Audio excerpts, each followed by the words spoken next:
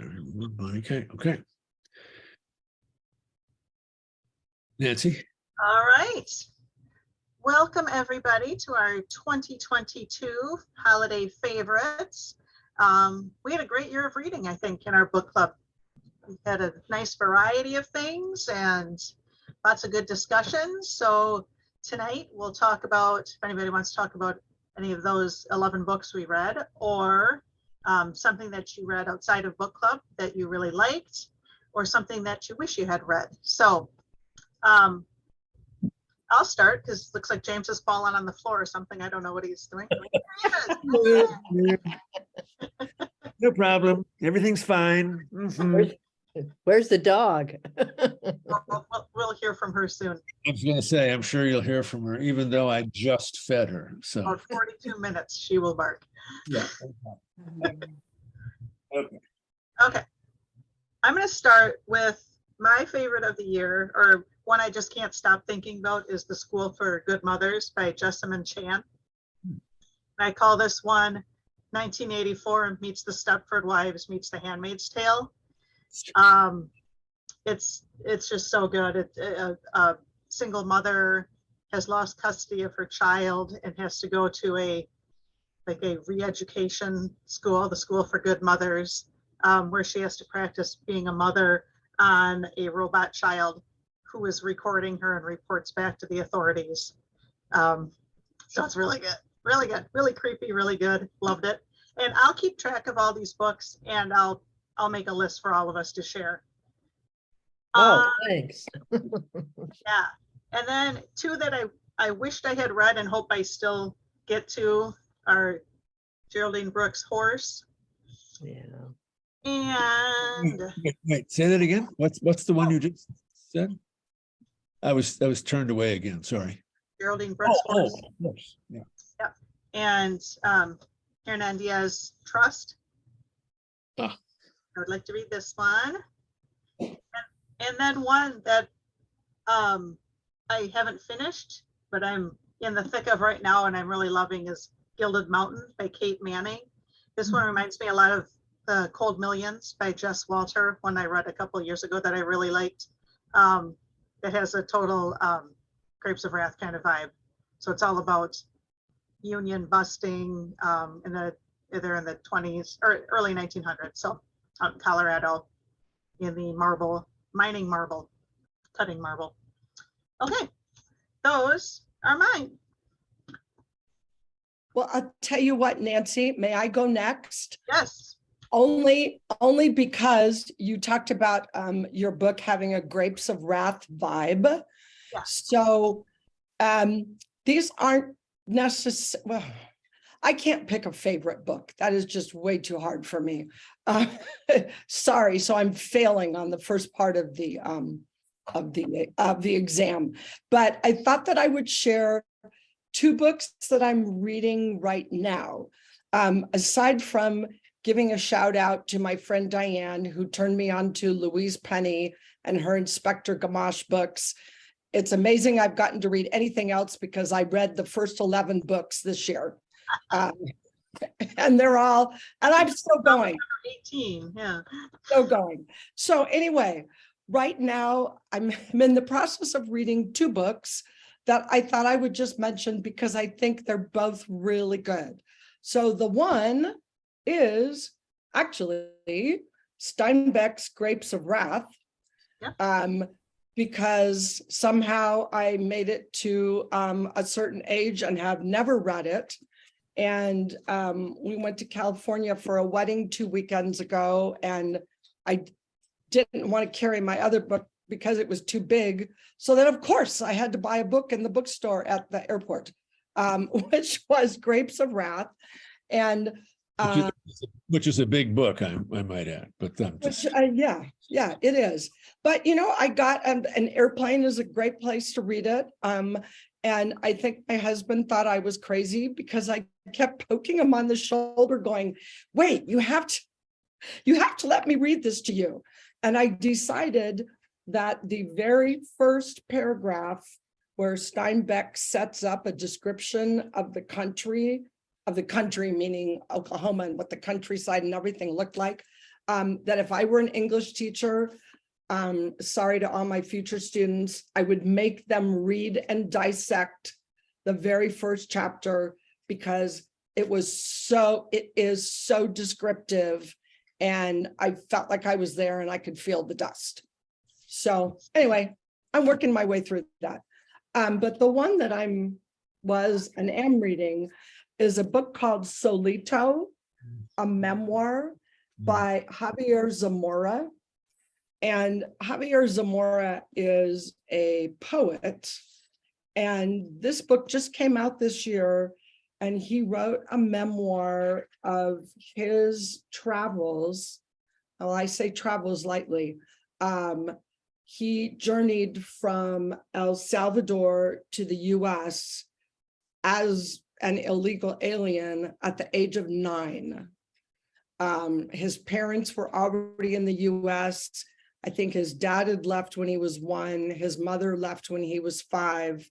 And then they were eventually able to save up enough money to hire a coyote to bring him to the United States. He left, he was living with his grandparents and relatives. He left with a group of, I think there were 6 other people who he knew nobody. And they were all adults except for the daughter of one lady. So he is a 9-year-old kid who's making that journey from El Salvador to the United States. And, of course, the coyote said, oh, it'll be a couple weeks and you'll be there.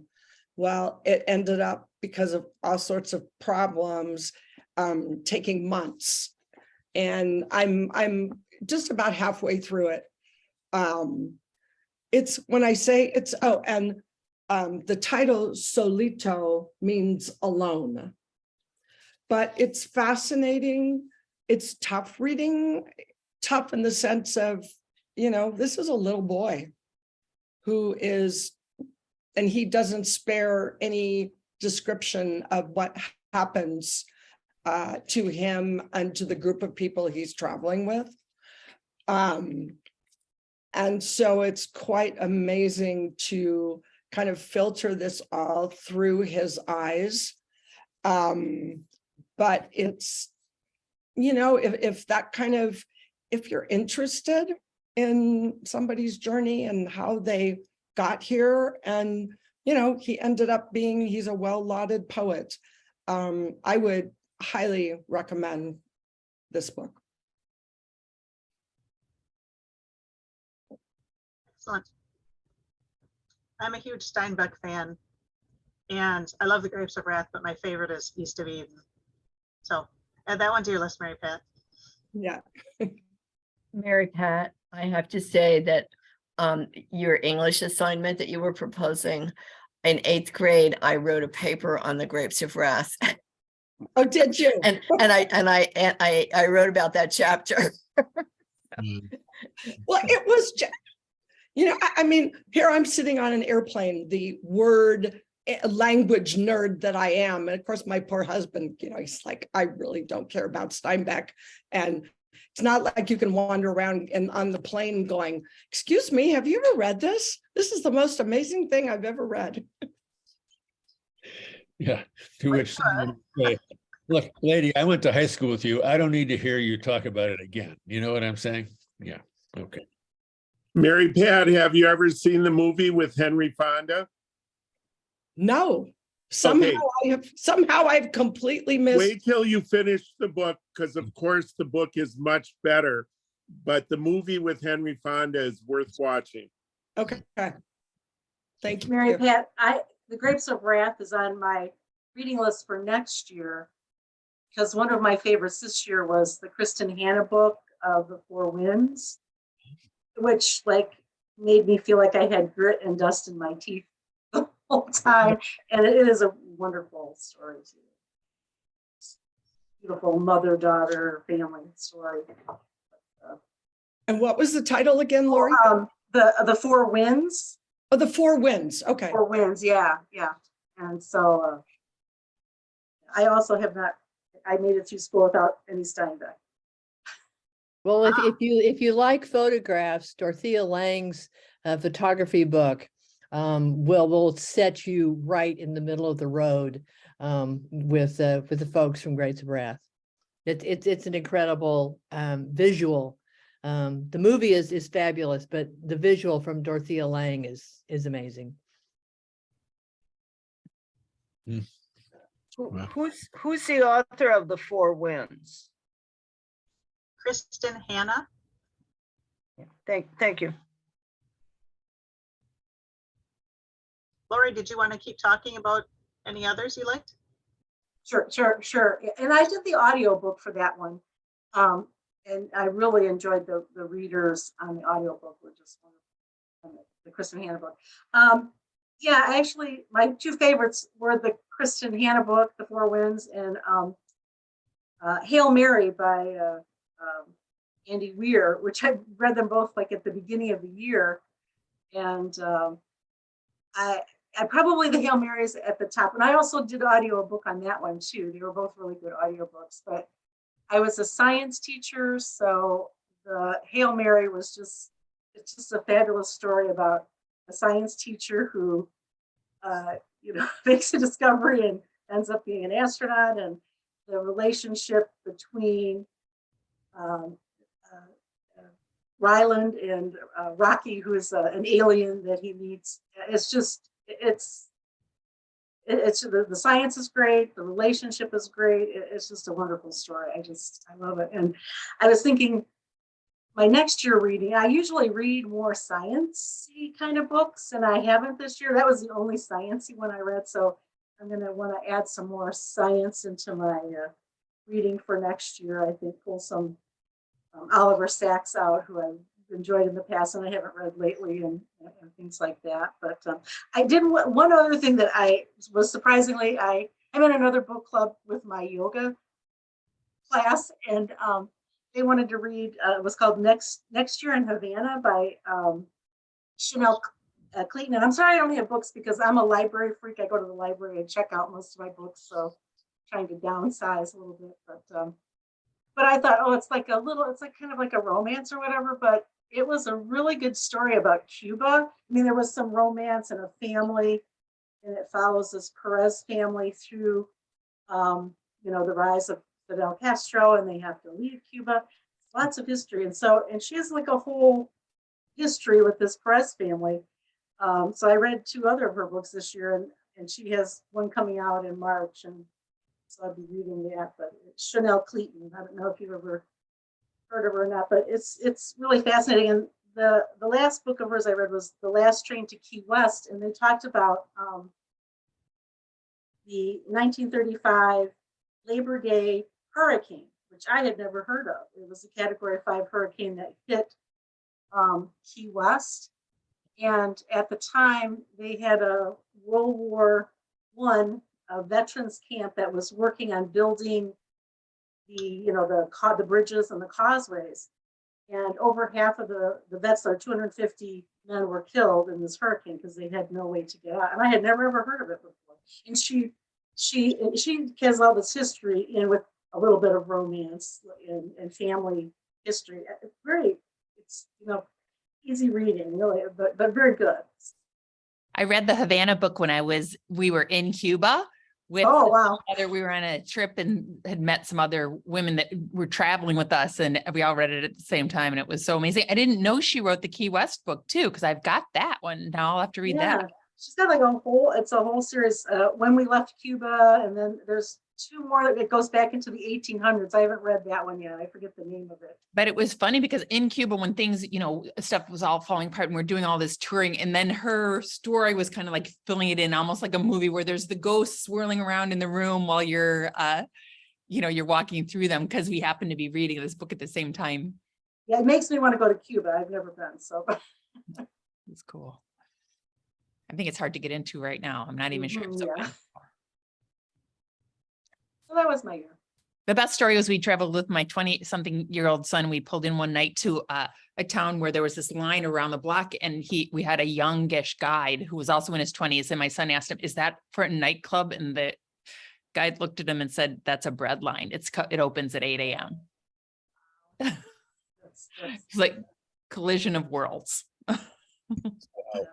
And I have to say, all of the books we've read this year, I've enjoyed thoroughly. So they're all top-notch books. So lots of good reading this year. Lori. Terry, did you have any others you wanted to talk about? Oh, me? Yeah, I do. I think it was a hard year to pick because there was so many things I read that I thought were wonderful. Along the lines of Lost and Found that we read that was like a father story. Then there was also a poet by Ada Calhoun. I'm gonna look at my little list. And then the Emma Straw book, This Time Tomorrow. Also a poet was just phenomenal. Greenwich Village, and Ada Calhoun, who is the daughter of the just recently deceased art critic for the New Yorker. And she found her father's these tapes when she was looking for something in her parents' old apartment of all these Frank O'Hara interviews. So it was Frank O'Hara, My Father and Me, and kind of like braided all that stuff in beautifully. And the Emma Straw book did this really cool thing. It was like sort of about her father too, but a time travel thing where you could, it put you in, your own middle school bedroom and thinking, I mean, I don't know who hasn't had, especially when you lose somebody, those thoughts about what if you could relive a day, like, well, could you pick the day? What day would it be? Would it be just a normal day? And then just wanting to just everything, the sights, the smells of what it was like to go back. So I thought that was very cool too. I loved this book called Easy Beauty by Chloe Cooper Jones. She is a philosophy professor at, I think it's Columbia, but some school in New York.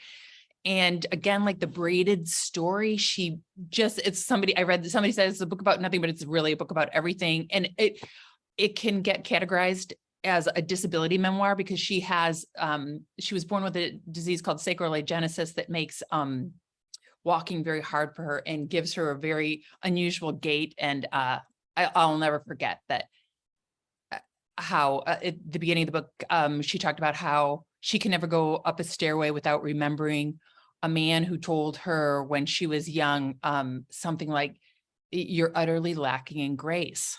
Like the way that she mounted the stairs. And she said, I wonder, kind of tongue in cheek, I wonder if he thinks about that every time he goes up the stairs. And the book opens with some philosophy colleagues of hers discussing whether her life is worth living based on how limited it is in certain ways.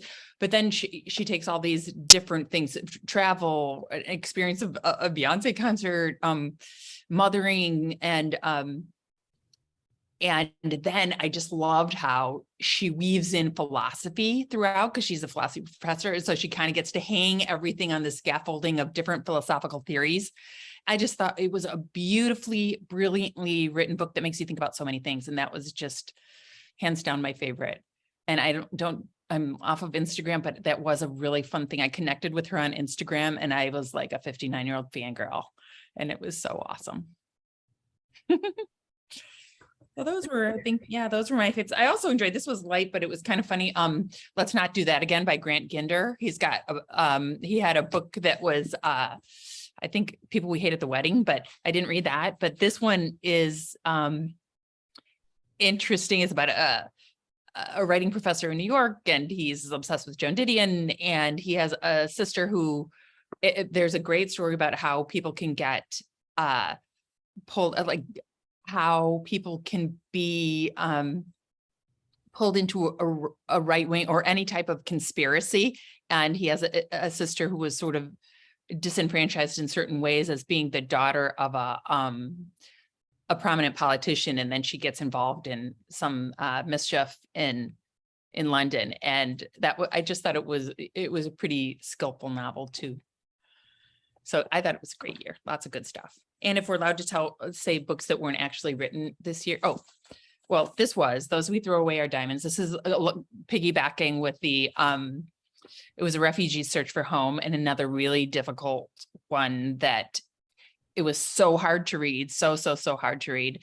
But happy to have done it at the end because resilience of the individuals involved, and also I think you do have to know. And right now I'm reading this Lessons in Chemistry and I'm loving it. It's really interesting about this woman, a chemist in the 50s and who's kind of a superhero of a woman. And it makes you, even though sometimes you wonder about the times we live in, it does make you grateful that as a woman that you didn't live in those. Thanks. That's So me. you've picked two of mine. I picked Emma Straub and Lessons in Chemistry, and James loved Ada Calhoun's, also a poet. Oh, sorry, did I jump on late and miss that? Apologies. No, he's been telling us his favorites, newsletter, videos, he's all over the place. Right. In fact, actually, that's probably where I got also a poet from James' recommendation. So yeah. That's why I've muted myself, because I've been gabbing about these things forever. So who's next?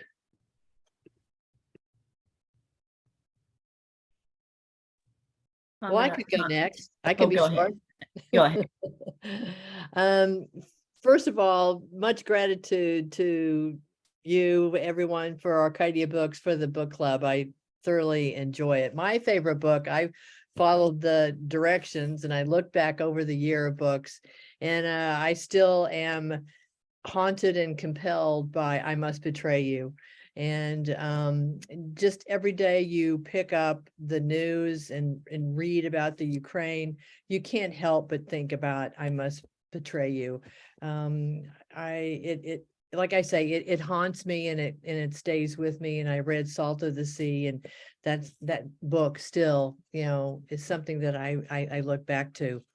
The other book that wasn't part of our book club was, we had read a novel by Penelope Fitzgerald, and it was a difficult book. And I decided, well, let's give old Penelope another chance. And so I picked up Human Voices by Penelope Fitzgerald and thoroughly enjoyed it. It's full of humor and it's full of love, and it's just full of real relationships, working relationships. And once again, Penelope Fitzgerald comes through with some very pithy lines. And if you will allow me to share two of them that I underlined as I was reading through them. One of them was, without prompting, the BBC had decided that truth was more important than consolation, and in the long run would be more effective. And yet there was no guarantee of this. Truth ensures trust, but not victory and not even happiness. And so the very beginning of the BBC, it was more of a branch, the way I read the book, of the government, and they just wanted to tell good news. And so it was a big decision to let's just tell the truth. And knowing that she worked there for a while made this seem even better. The last quote is, everything seemed possible except to leave things as they were. And which is something I think I do a lot. I mean, I have lots of choices in my life, but many times I just kind of, let's just leave things as they are and not try to kick the can down the road, to make real change. And again, in appreciation for all the references to poetry books, and that's been a goal of mine over the past couple of years. And I purchased musical tables, and thoroughly, I laugh out loud. I enjoy it, and it really is a poetry form that I was not familiar with. So, thank you for those recommendations. It means a lot. I do need to say something about Human Voices, which is about 4 years ago, I guess. Kate Atkinson wrote a wonderful novel called Transcription about women working in at the BBC during World War II. And as I was reading the book, I thought, God, I wonder if she's read Human Voices. and and sure enough, at the end, she had a 4-page essay about the things that she'd found that were, that were helpful. And the first one she said was Penelope Fitzgerald's book, Human Voices. And then she went on to say that she'd never read Penelope Fitzgerald before. And that now, having read Human Voices, she considers Penelope Fitzgerald the best writer of her generation, and that Human Voices is her favorite novel of the entire century. Well, there you have it. Well, there you have it. But yeah, it's really it's a beautiful book. Yeah, it is beautiful. Yeah, Emotional. very. And I know Larry really loves Penelope Fitzgerald. Well, that's why I had to preface it with, well, it was kind of a tough discussion. I only read the one book. I would give Human Voices a chance, especially if we chose it here. What was the book you didn't like, Larry? The What Blue was it? The Blue Flower? Yeah. Which many people, and I agree, I mean, many people think of it as her greatest book, but I don't think it is.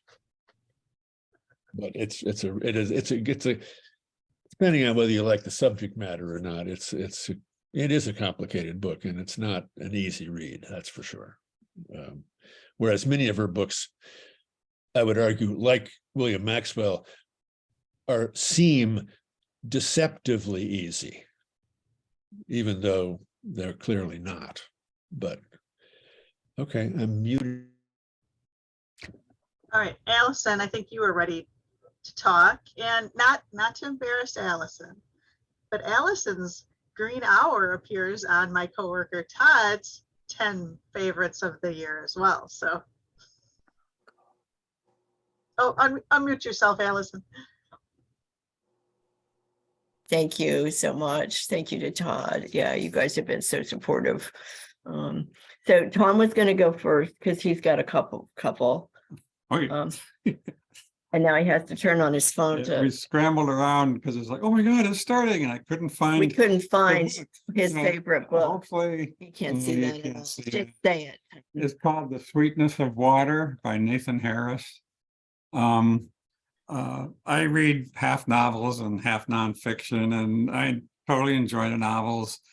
But every now and then, not even once a year, but I'll read a novel that I just totally get lost in, like you used to when you're a kid. And this was that novel. It got me within the first 10 pages. The vernacular, the words the author Nathan Harris uses, descriptions, Tell me it's about. they're just totally captivating. And the book is post-Civil War, takes place in Georgia, I think. And the slaves in that area just got freed like a day or two before the book starts. And like these slaves, they don't know what to do. It's like they've always dreamt of freedom, and then now here it is.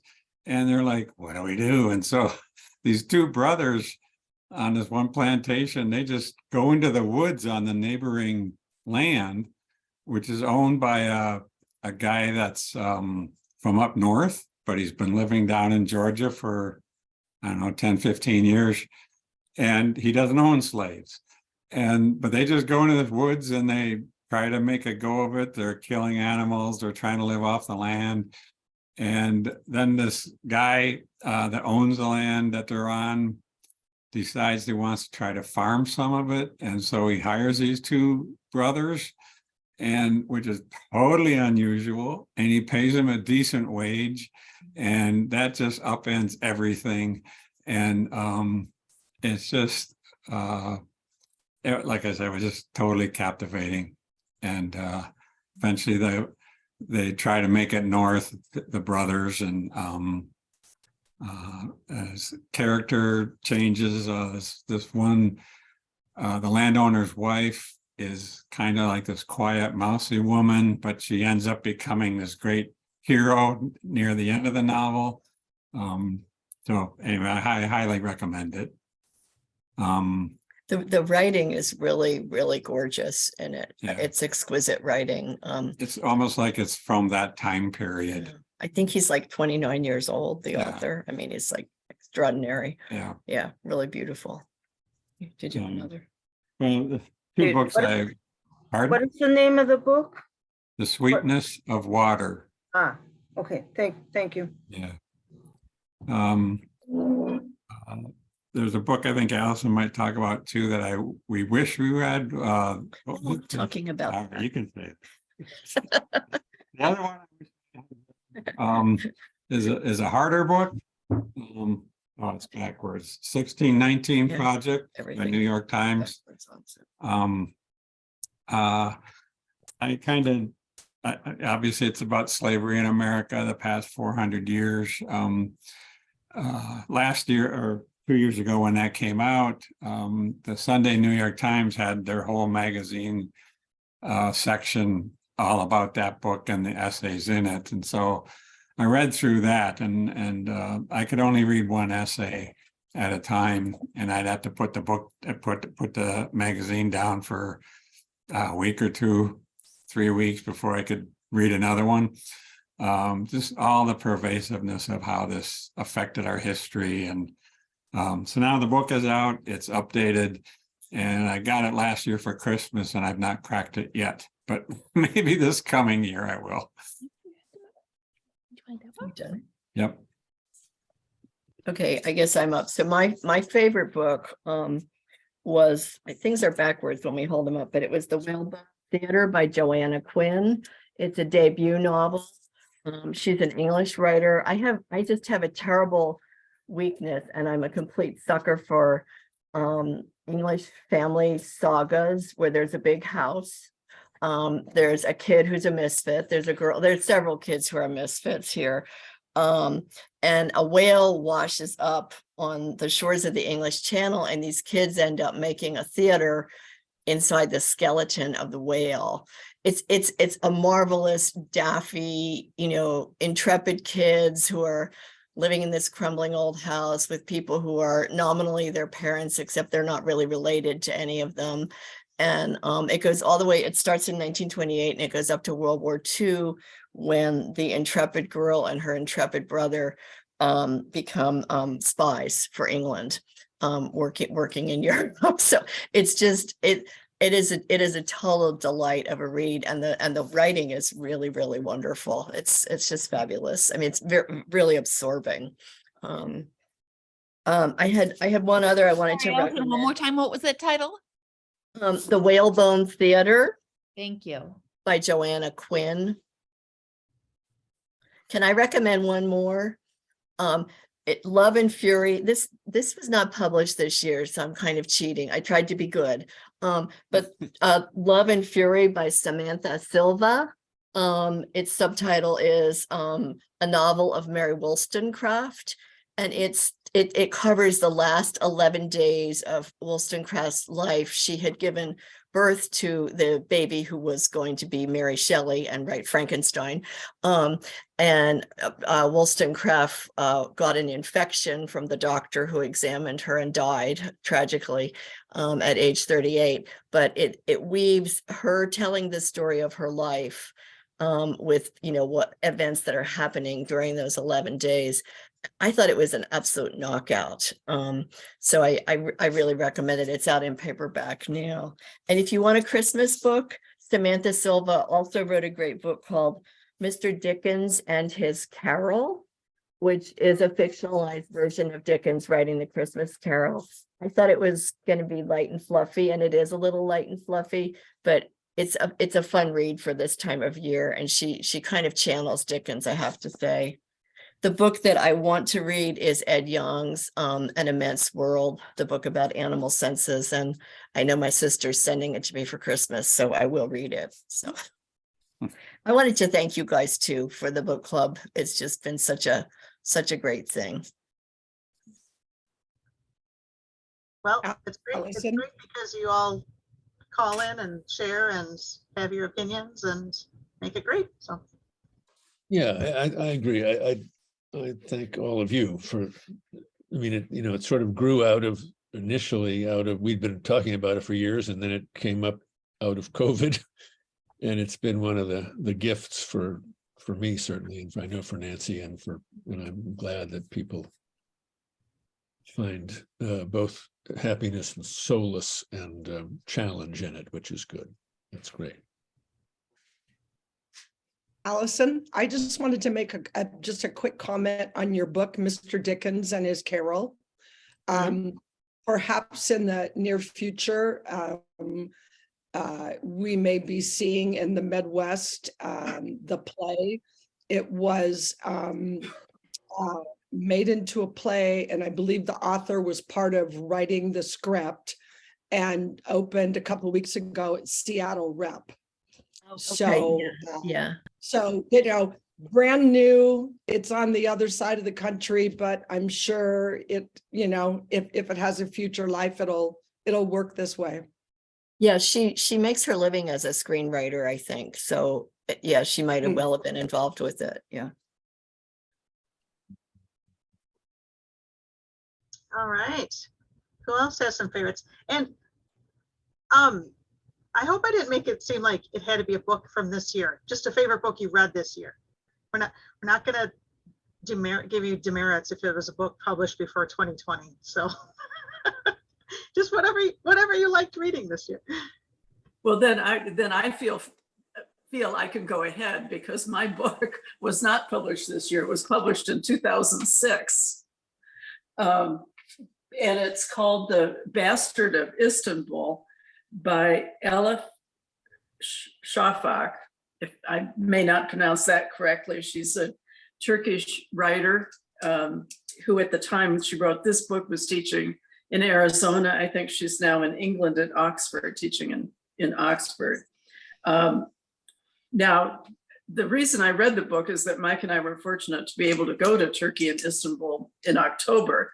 And so I kind of dropped out of the book club over the summer and was reading as much stuff as I could about Turkey. And this was one of the books. And the reason I really like it and recommend it is that it is about two young women in their early 20s trying to seek their identity. And one of them is the Bastard of Istanbul, and the other is an American Armenian who decides that she's very upset about what happened to the Armenians. She participates in a chat room where Armenian and Americans just go over and over and over the what had happened to the Armenians. And she's determined to go to Istanbul to help her find her own identity.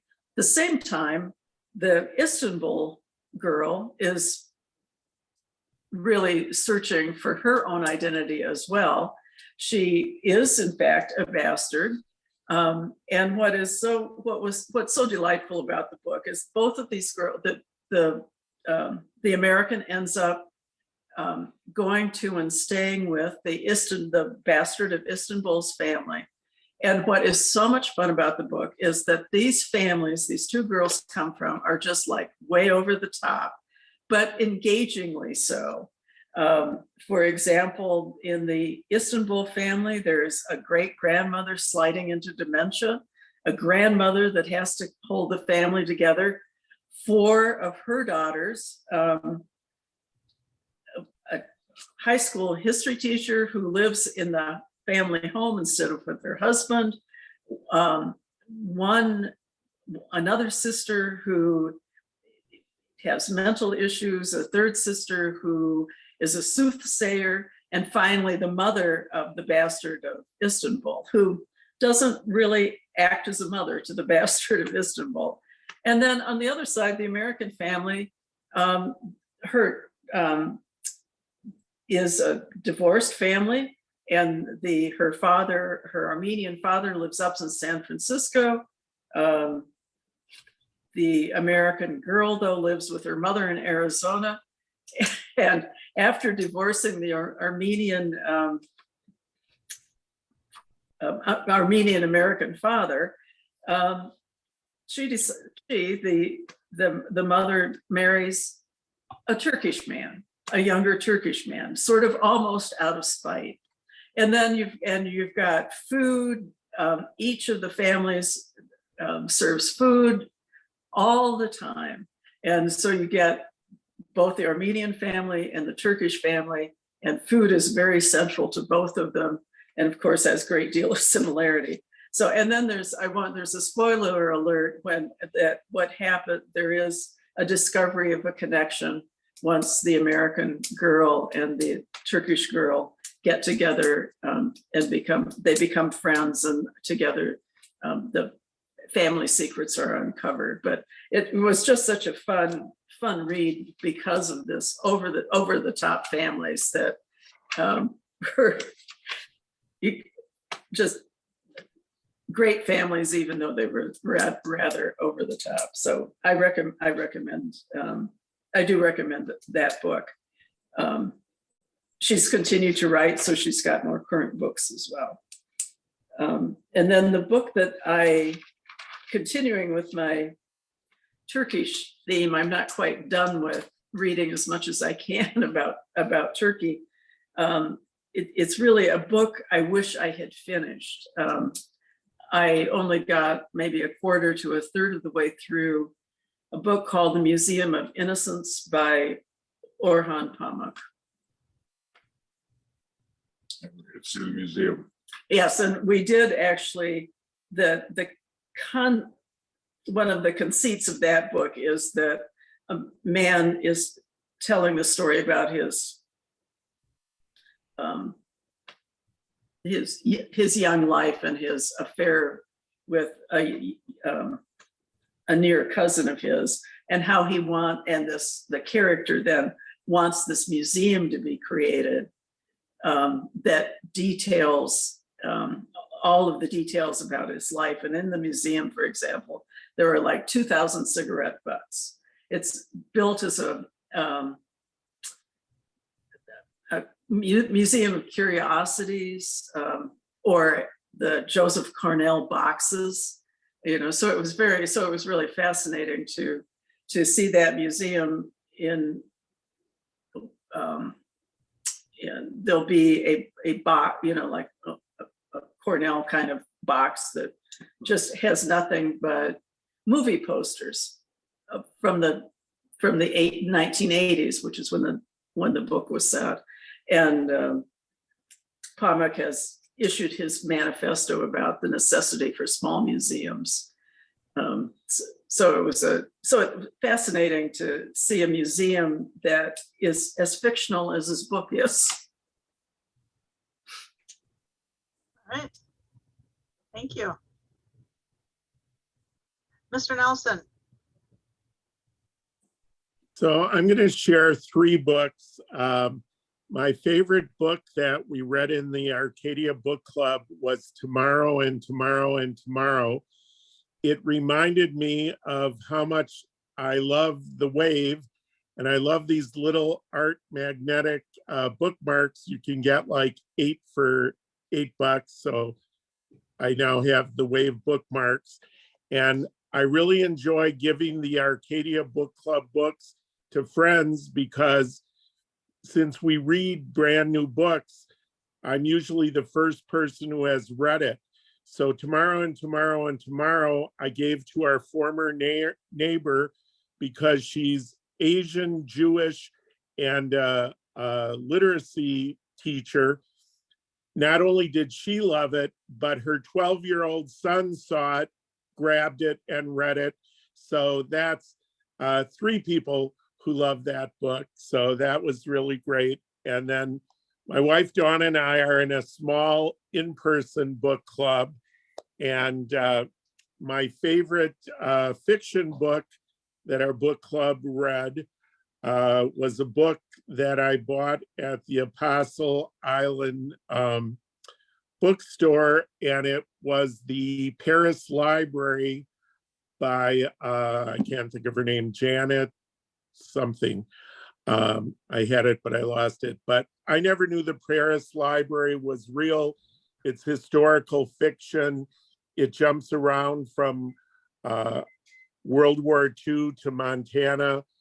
50 years later, and really enjoyed it. And I believe I made the director of the Bridges Library System is reading that right now. The nonfiction book that I was the only person in my book club to really like is Brene Brown's Atlas of the Heart. I've listened to her podcast, but I never read anything. She tries to define 87 emotions, and I think she does it in a very entertaining way. And I just discovered it's a 5-part series on HBO. I've only seen the first episode, but she uses film clips to make her points. So I thought for someone that popular, she is actually a good writer. Excellent. Can I go next? Oh, okay, Connie. Okay, Larry. So this is the book. I think I may have said it last time when we met to talk about the book. I thought, I'm not gonna like it. I haven't played a video game since Pac-Man in 1982. I don't even like the cover. And I loved the book. You know, I fell in love with this love story. And I think one of the reasons I liked it so much is because I didn't think I would like it. You know how sometimes you look so forward to reading an author's book, or you hear something great about a book and you get into it and it's like, no, what's the big deal? And this book was the opposite for me. So I think that's why the joy that I had it, and just the cast of characters in the book. I loved it. I loved it. One other thing book-wise that I'll mention here, a book that came out this year, and I know he came to Arcadia and I couldn't make it to your place, but I went to Books and Company in Oconomowoc, Peter Guy. Great. And so I this isn't my favorite book of his, but he is my favorite author. I think he's out of Minnesota, and I thought he did a nice job of pulling those other books he wrote a little bit into it, but it wasn't he at all. You didn't have to read the others, because I really like all the other books he's written. You know, maybe I'm going to start my own Peter Guy fan club or something weird. So anyway, tomorrow, and then the author Peter Guy. And again, I'm so thankful for you all as well, because I'm in this book club and I'm in another one, and then I connect with Larry through some of our public library things, the Big Read. And, you know, so I'm always saying, well, my Arcadia Book Club, my Arcadia Zoom Club, and it's just really nice. We pick, you know, the books that are picked for us, often things I wouldn't have thought of, I'm not familiar with, and I really appreciate that. I love the discussions that we have. So shout out from here in Waukesha. And I also want to say hello, because I do see, she was here, Kate in Japan, right? Who, me? Oh, this Kate. Hi. Yeah. You're still in Japan, correct? Yeah, still stuck here.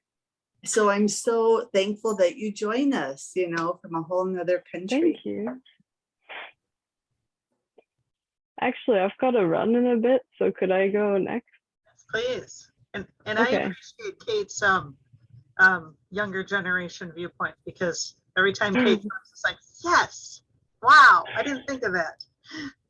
Oh, I'm glad. I appreciate you guys a lot. I think I've said before, I don't have a lot of friends here who read much, and certainly not in English. Like, if it's an old book that's been translated, I've got some people who read, but the newer books that aren't yet in Japanese, it's not many people to talk about to. Anyway. Oh, right, the books that I have. I read so many books. I loved all the books from the book club, of course. I've been wanting to recommend this since January, because I knew we were going to do this by the end of the year, which is Scary Monsters by Michelle de Kretzer.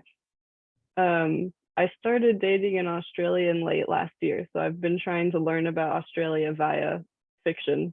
And she's an Australian writer whose family's from South Asia. And Scary Monsters is really cool because half the copies were published.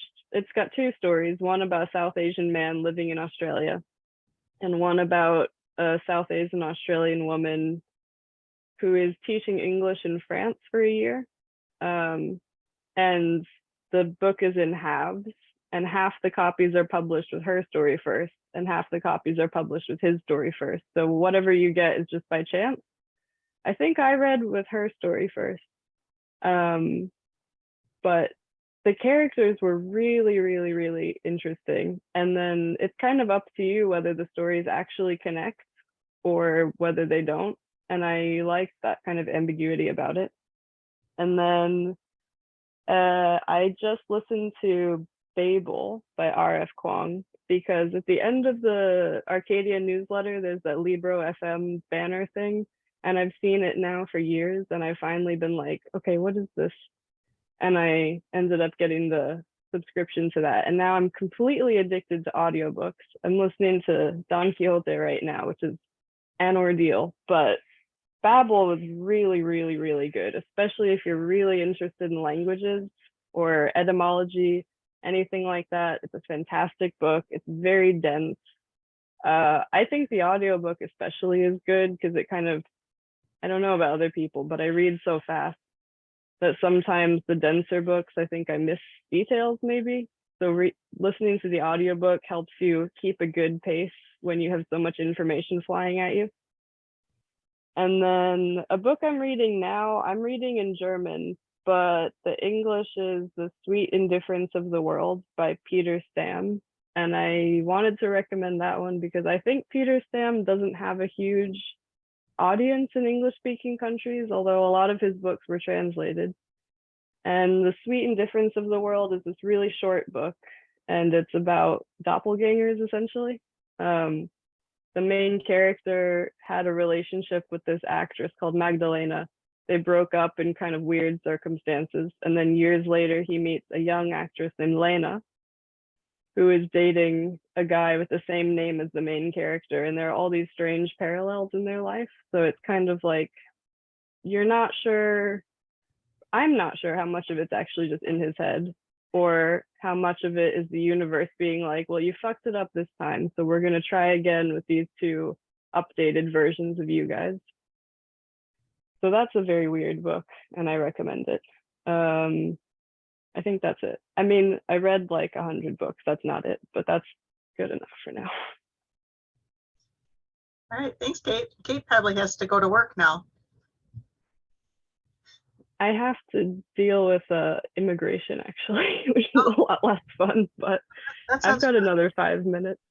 I'll stick around. All right. All right, Diane, but you have something to tell us. Yeah, I've still got a cough, so I'll try to talk without coughing and hacking at everybody. First of all, I guess I want to echo what everybody else has said about, just loving this, having this book club and being prompted to read things that I would not otherwise know about, and being able to talk to other people about them and hear all the different opinions, which is fun. So I hope this kind of goes on forever. Of the books we read last year, I don't follow directions either, so I'm going to give a shout out to kind of the top ones that I loved. The Sentence, I had never read Louise Erdrich before, and I loved it. And I've got The Night Watchman. I haven't read it yet. It's on the pile of all the other books to be read. I did love I Must Betray You. I just thought that was, and that's something I never would have thought to pick up, and it just was beautiful and haunting.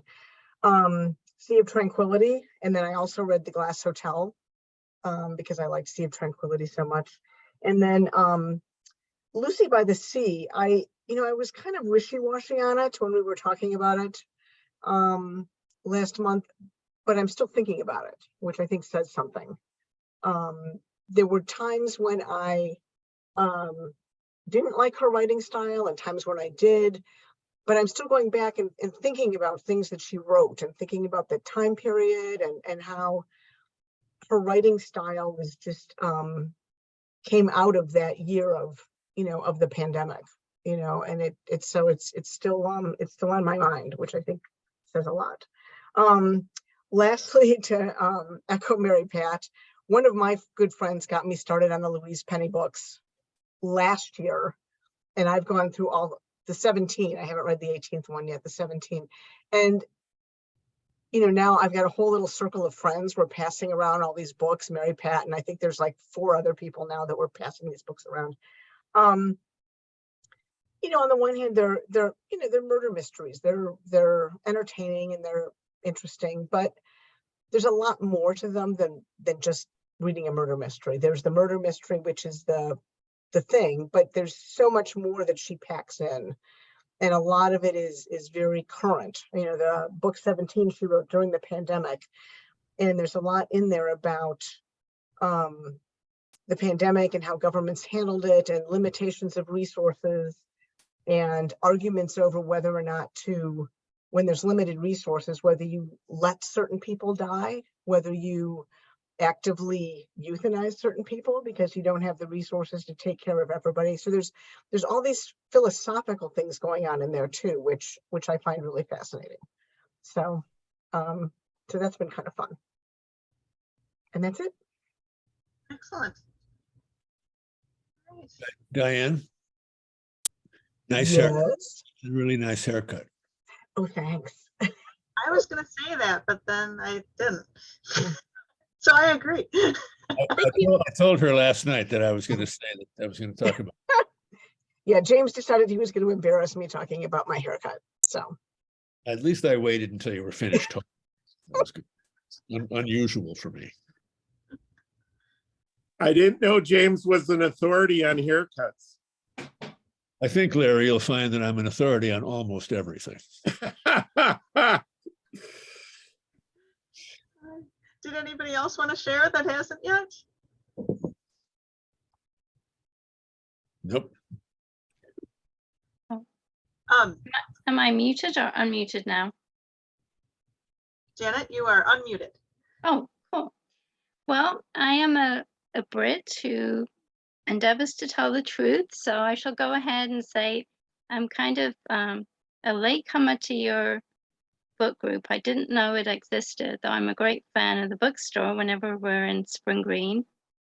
So last month, I was too shy to show my face, so I kind of hid and listened, but here I am. So continuing Kate's talk of audiobooks, and I think has she gone now? Has she disappeared to immigration or whatever? I have a niece in Japan, so I would love to chat to her sometime. But the first book I'd like to mention, and I don't have a copy, is Daniel Pink's The Power of Regret. I don't know if you've heard of it. I heard about it first on NPR when the author was interviewed. And then I subsequently was so fascinated, I borrowed the book from the library. And then I borrowed the audiobook. I really got obsessed with this book. And then I just heard the author talking yesterday on the radio again. So his theories are that regret can be a positive, I don't know if any of you've read it, but regret can be a positive element in your life. And that, you might have regrets about boldness, something you weren't, gutsy enough to do, or some moral dilemma, or maybe connection. But he feels like it could be a positive in your life, that you could move on and use regrets to do better in the world, whether you were thinking, oh, if only, or well, at least. Anyway, I just have found this fascinating territory, and I'm probably far too obsessed with it. Anyway, that's my recommendation for nonfiction. And for fiction, I am, my background is education and children's book selling. So this is my book. It's called In a Jar. And I learned about it on book page, you know, the freebie booklet back in March. And it took me months to get my act together to actually have the title written down, have the article with me to actually ask for the book. So finally, I have my hands on it and I love it. I mean, I want to buy it for every child I know. It's about a rabbit, or I'm not sure, a creature with long white ears called Llywelyn, to use my best Welsh accent. And Llywelyn is a collector. He collects things in jars. Wonderful things he's seen, ordinary small things, buttercups, feathers, everything. Sounds of the ocean. I mean, this is a creature after my own heart. The wonders of winter, the newness of spring, long days and shadows of summer. And he has all these jars in his house. And then his friend who collects with him, Evelyn or Evelyn, I'm not sure how, has to leave. She moves away and leaves him. And he decides that he can package up his experiences and send them to Evelyn or Evelyn. And she receives them. And it's just so touching. I just love it. So I'm so glad it took me months to get my hands on this book. So now I have to buy it. And do you have it in your store? Is it on your shelf? Yes, of course, it would be. I just love it. So Great. anyway, there you have it. Oh. So I'm sad. I regret, to use my theme, that I have not connected with your group before, but now I'm on board. So I shall be with you next year. Well, if you want to treat yourself, you can watch all of our past videos because Really? Can I? they're Oh, how incredibly lovely. professional and well done.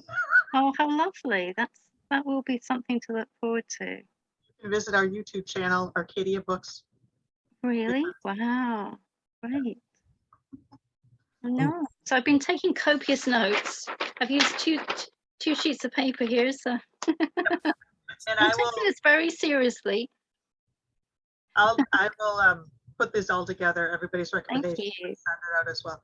Okay, Emily, I don't want to put you on the spot, but Emily is the new library director in Spring Green. Wow. So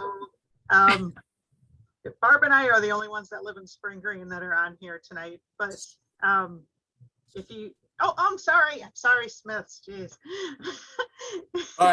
Clyde is an excerpt of Spring Green. Right. So Bustling. new library director who we're so thrilled to have, and we're excited to do projects with the library. We always have, but to keep that going. So I don't want to put you on the spot, Emily, but if you have something you want to throw out. Yeah, no, I just want to kind of echo what Janet said. Obviously late to the group, new to the area. So I felt like a little bit like I was kind of crashing like a family reunion or something tonight because everybody was just gushing about this group, which is lovely. I know. We're misfits, aren't we? I wouldn't trust people's opinions if you were. Yeah. Overly exaggerated, right? Oh. But yeah, so which is great to hear because I plan on attending as well. So hopefully we'll see you next month and everything. But a lot of mine kind of got nabbed up, which is great. It's always nice to hear other people talk about the things you love. And so lots of shout outs to Louise Penny. Love Louise Penny. She's awesome. Amazon show is pretty good so far if you haven't started watching.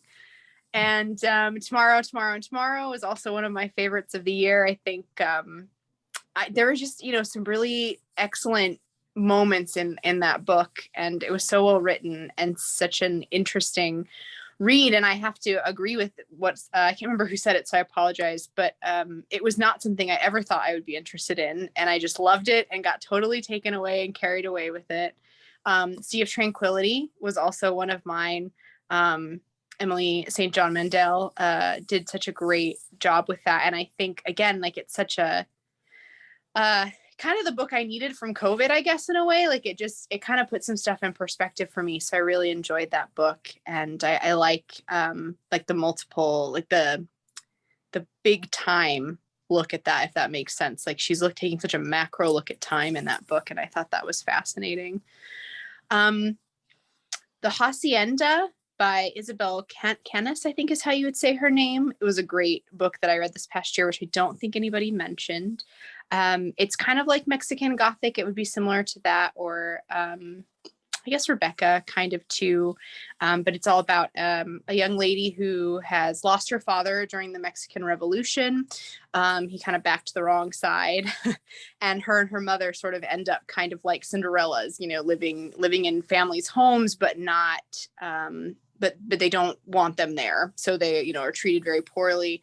And so she meets this gentleman, and he seems to have money, and he can get her out of the city, and, she can move there with her mother. And so she marries him, and they go, and he has a hacienda, and very quickly becomes apparent that something kind of otherworldly is going on.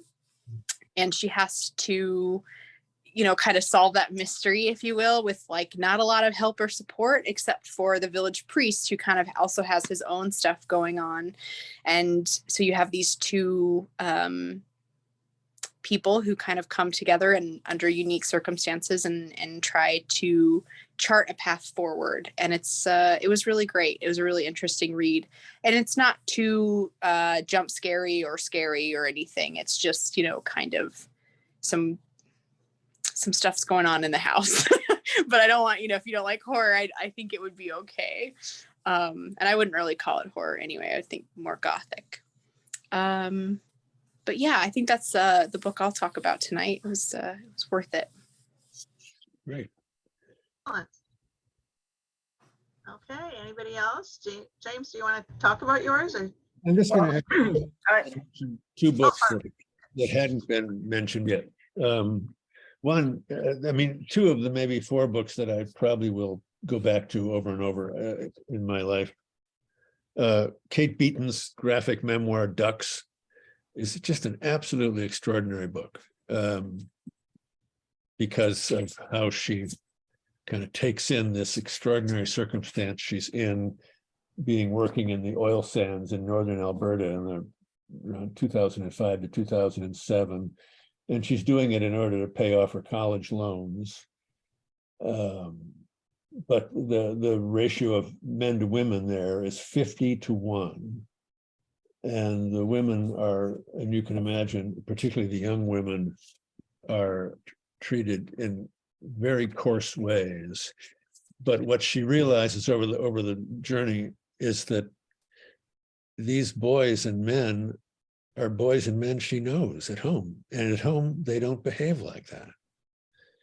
And so it's that sense of, the unusual circumstance creating these impulses that people can act on because there's no reason to not act on them.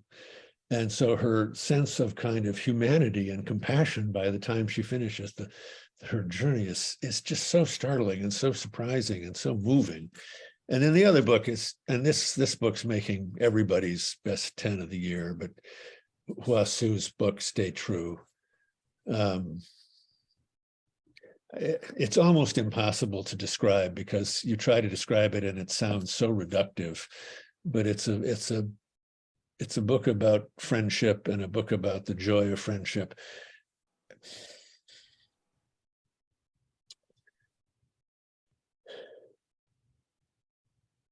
And the ways you deal with grief when a friendship is taken away unexpectedly.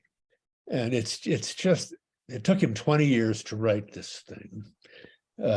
He's a writing professor in New York, writes for the New Yorker magazine, but it's an absolutely extraordinary book. Two friends of mine had said, "You've got to read this book." And I thought, I will. And then I read it and I just couldn't, I just kept kind of calling people and reading them paragraphs and saying, just listen to this, just listen to this book, just listen to this paragraph. So anyway, on a lighter note, Janet. Yes. in 1961, you're bringing up that book. I was at the end of my 7th grade year, and I had a unrequited, because I was in 7th grade, crush on a girl who was moving away. Her name was Nancy. And a bunch of us rode across town to her going away party. And it was a beautiful early summer night in Chicago, no, in a suburb of Chicago. And we all said goodbye to her, and I hadn't told anybody that I had this crush on her, and no one to this day, until this moment, ever knew. And so if you know Nancy Bohm, let her know. But as I was riding my bike home with a friend, I swear to God, Janet, I said this, the night was so beautiful that I stopped my bike and I turned to my friend and I said, I wish I could put this air in a bottle Oh, the rest of my life. Because that's so lovely. it's just, yeah, I mean, I hadn't thought of that in 100 years until you, Wow. so. The power of a book. Yeah. Anyway, that's a little happier way to end than the Stay True. But Stay True is a sad book, but it's not a sad book because it really becomes about the joy of friendship, which is much more important, and about valuing things while they're there in front of you. Okay, that's all I have. Okay, Barb, did you have something you wanted to say? Yeah, I have, well, I read a lot of books, so it's hard to, like others have said, to pick favorites. But I guess I've read these, I guess a while ago, I don't even know when, not this past year, but maybe the year before. Anyway, and I don't have them in front of me to hold up. This Tender Land by William Kent Kruger. At some level, it was not easy to read. I mean, not because of how it was written, but what it was about. Native American, children were put in these Indian schools and, greatly mistreated. And the boy, the protagonist of the story, escapes and goes down partway down the Mississippi River to try and find his a relative. And so the book is about his journey. It's just, I mean, Kruger's a very good writer. And so there was that one. And then the book Pony, which I think might have been for young adults, but hey, and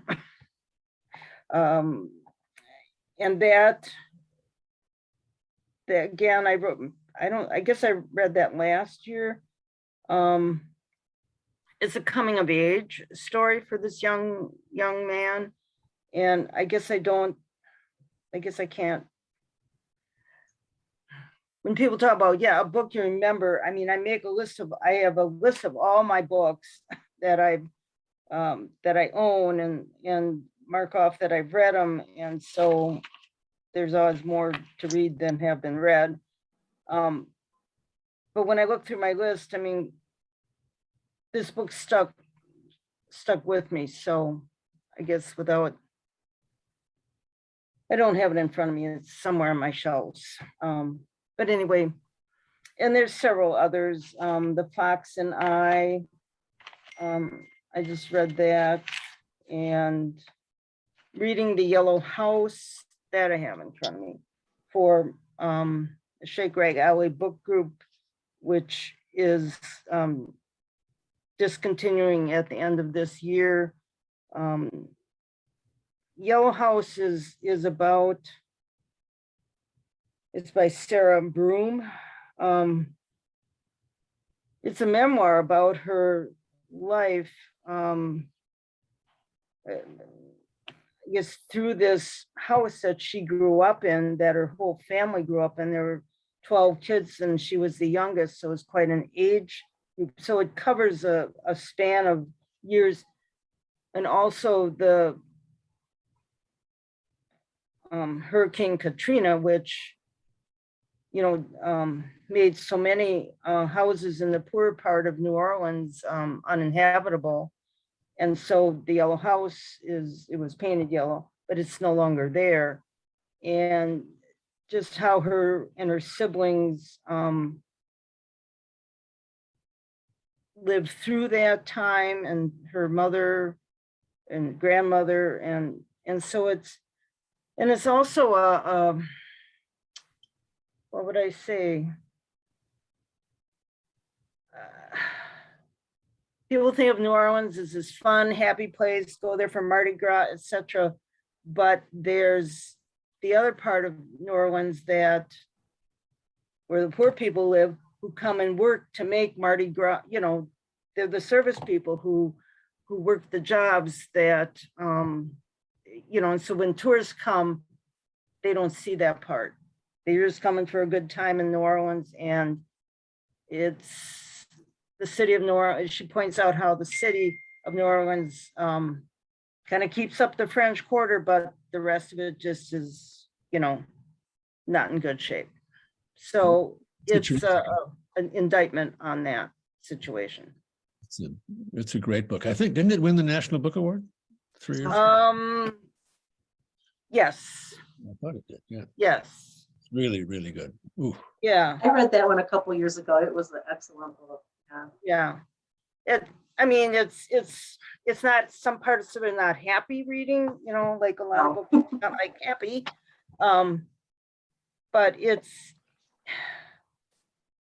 I think what books I've been reading is about stuff we weren't taught in school, stuff that nobody talks about, about racism and, so on, that I guess at my age, in my 60s, I feel I need to educate myself about all of this, because there's so much that I guess the powers that be in this country, we just want to gloss over it all. America's so great. End of story. So anyway, that's it. All right.